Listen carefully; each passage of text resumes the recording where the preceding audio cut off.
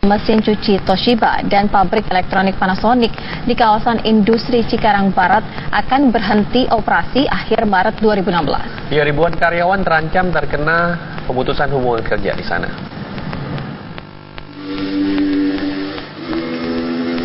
Menurut pantauan tim TV One, pabrik elektronik Toshiba di kawasan industri Cikarang Barat masih beroperasi seperti biasa. Namun pihak manajemen sudah memberitahukan akan menutup pabriknya. Melalui situs resminya, penutupan pabrik akan dilakukan akhir Maret 2016. Penutupan pabrik Toshiba yang telah berproduksi selama 20 tahun ini bukan karena persoalan tingginya upah buruh, namun lebih dikarenakan sepinya pasar dan menurunnya daya beli konsumen. Saat ini manajemen Toshiba mulai mengurangi jumlah karyawan. Sejumlah pegawai kontrak tidak diperpanjang dan sudah tidak bekerja lagi. Kalau habis berarti kemarin tanggal 2. Alasan perusahaan sendiri seperti apa? Mau ini tutup. Mau tutup? Mau tutupnya itu mau apa, Mas? Mau hengkang dari Indonesia atau gimana? Saya dengar sih mau dibeli sama perusahaan Cina. Pastilah mau pindah tangan gitu. Iya. Ada beberapa memang ada bicara kan juga ditanya, tapi sama. Tapi untuk jumlah karyawan sendiri, Bu, total sekitar berapa? Ya tadi saya katakan. Jangan di sana aja. Sekitar berapa? Sana. Iya nggak Pak? Kalau jumlah karyawan sekitar 1.200. Sementara pabrik elektronik Panasonic Gobel Eco Solution Manufacturing Indonesia yang berada di kawasan industri Cikarang Barat sudah berhenti beroperasi sejak 6 bulan lalu. Dari Kabupaten Bekasi, Jawa Barat, Suryo Daryono, TV One mengabarkan. Yang dilakukan oleh perusahaan PT Panasonic dialami pula oleh PT Panasonic Lighting Indonesia di Pasuruan, Jawa Timur. Menurunnya pesanan produksi membuat ratusan karyawan secara bergelombang di PHK. Iya, Pak. Kondisi pabrik Panasonic Lighting Indonesia yang bertempat di kawasan industri Pier di Kecamatan Rembang, Pasuruan ini terlihat sepi dari aktivitas seperti biasanya. Sejak bulan Agustus 2015 lalu, pabrik lampu secara bergelombang telah mem-PHK-kan sekitar 600 lebih karyawannya. PHK masalah ini disebabkan oleh menurunnya produksi dalam beberapa waktu lalu. Pihak manajemen perusahaan juga sudah menemui Bupati Pasuruan dan menyampaikan kondisi perusahaannya yang sudah tidak lagi beroperasi akibat ekonomi global. Pihak perusahaan juga menyampaikan kesiapannya untuk memberikan hak karyawan seperti gaji dan pesangon. Beberapa waktu yang lalu, pihak manajemen mengadakan dari sisi produksi memang agak lambat ya. Telah selesai dengan program-program lampu lighting. Sehingga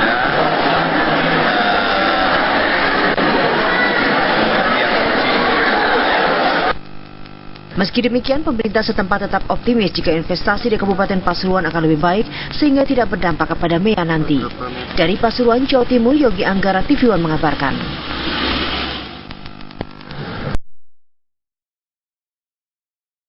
Hari ini ratusan rumah warga di kawasan Kampung Pulo Jatinegara, Jakarta Timur kembali terendam banjir setinggi 3 meter.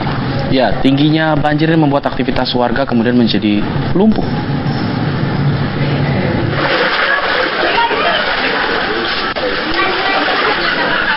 Ratusan permukiman warga di kawasan Kampung Pulo Jatinegara, Jakarta Timur pagi tadi kembali terendam banjir setinggi 3 meter.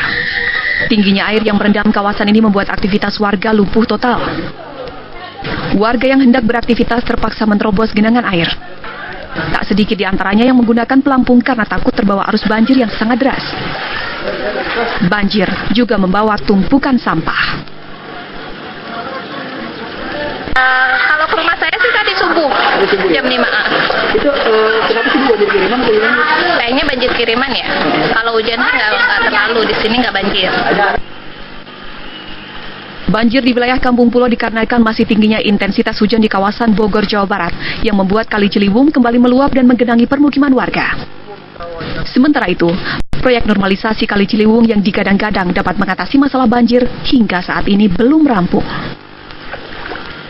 Airnya cukup tinggi airnya masih masuk di bagian pemukiman ya, karena ada saluran dari warga yang harusnya keluar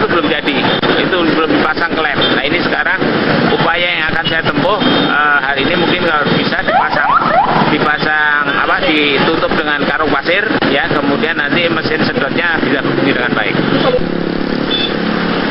Khawatir banjir tambah membesar, petugas suku dinas pemadam kebakaran dan penyelamatan Jakarta Timur telah menyiagakan sebuah perahu karet untuk proses evakuasi warga jika diperlukan. Sementara itu, akibat banyaknya kendaraan milik warga yang diparkirkan di sepanjang Jalan Jatinegara Barat, membuat arus lalu lintas dari arah Kampung Melayu menuju Matraman mengalami kemacetan parah. Dari Jakarta, Simon Tobing, TV One, mengabarkan. Rekan kita yang ada di sana, ada Nadia Kartika yang sudah di Kampung Pulo. Sejauh ini bagaimana ketinggian air? Masihkah seperti yang sudah dikabarkan sebelumnya? Nadia Kartika. Ya, terkait dengan ketinggian air yang ada di Kampung Pulo hingga siang ini sudah mulai surut.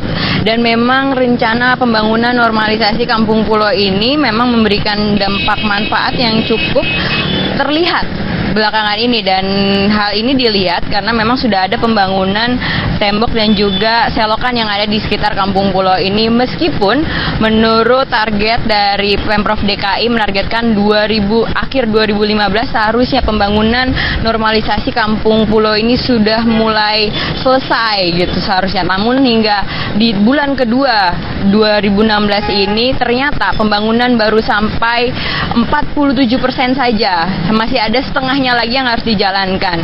Dan karena pembangunan itu belum maksimal, membuat air dari Kali Ciliwung merendam atau masuk ke wilayah masyarakat, ke wilayah perumahan warga Kampung Pulo, sehingga terjadilah genangan.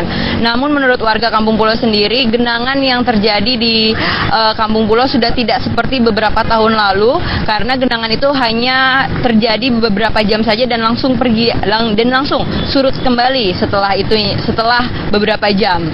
Dan terkait dengan pembangunan sekitar 19 km pembangunan normalisasi Kali Ciliwung pun memang ditargetkan akan selesai pada tahun 2017, tepat ketika terjadinya pemilu untuk pemilihan gubernur DKI Jakarta. Dan hingga kini pembangunan ini masih terus berlangsung, meskipun pembangunan masih berlangsung di salah satu sisi, yaitu di sisi Kampung Pulo, sedangkan di sisi sebelahnya, yaitu di Bukit Duri, belum ada pembangunan untuk normalisasi. Dan memang ditargetkan 2017 seluruh pembangunan baik dari sisi Kampung Pulo dan sisi Bukit Duri pun akan segera diselesaikan. Dan memang karena di sisi Bukit Duri itu belum dibangun tembok dan juga selokan, sehingga di sisi Bukit Duri dari wilayah sekitar Kampung Pulo ini pun masih terendam banjir. Demikian yang kami dapat kabarkan, kami kembalikan ke Anda. Baik, terima kasih Nadia Kartika. Laporan Anda langsung dari Kampung Pulo, Jakarta Timur.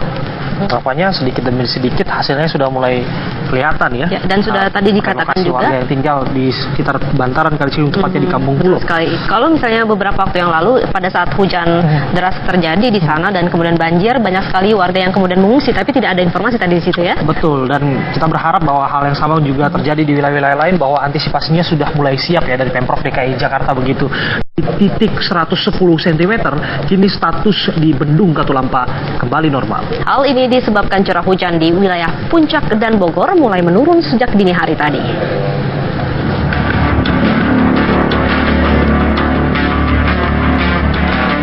Hujan yang mereda sejak semalam di wilayah sekitar Bendung Katulampa Bogor menyebabkan ketinggian debit air Sungai Ciliwung menurun dengan ketinggian 40 cm atau dalam status normal. Sebelumnya Sungai Ciliwung berada di status siaga 3 dengan ketinggian air mencapai 110 cm sebagai akibat dari meluapnya Sungai Ciliwung. Kenaikan debit air dapat diprediksi apabila wilayah Puncak dan sekitar Bogor mengalami hujan deras. Selain itu, setiap sesudah terjadi luapan, sampah tersangkut di area bendung. Mulai dari sampah rumah tangga hingga batang pohon. Kebanyakan sampah tersebut tersangkut di batu sungai dan alat pemecah arus yang berada di dasar bendung. Memasuki awal Februari, sebenarnya ringan sampai sedang, cenderung hujan di kawasan Kota Bogor. Yang menjadi patokan kami itu hujan di kawasan Hulu atau Puncak. Ini yang kita perlu waspadai.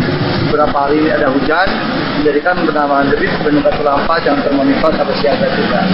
Ini yang kita perlu waspadai. Himbauan dari kami yang tinggal di bantaran Kali Ciliwung tetap waspada dan siaga menjelang awal Februari, di mana hujan merata di kawasan Bogor, Depok sampai Jakarta. Itu yang perlu menjadi waspada bagi warga yang tinggal di bantaran kali.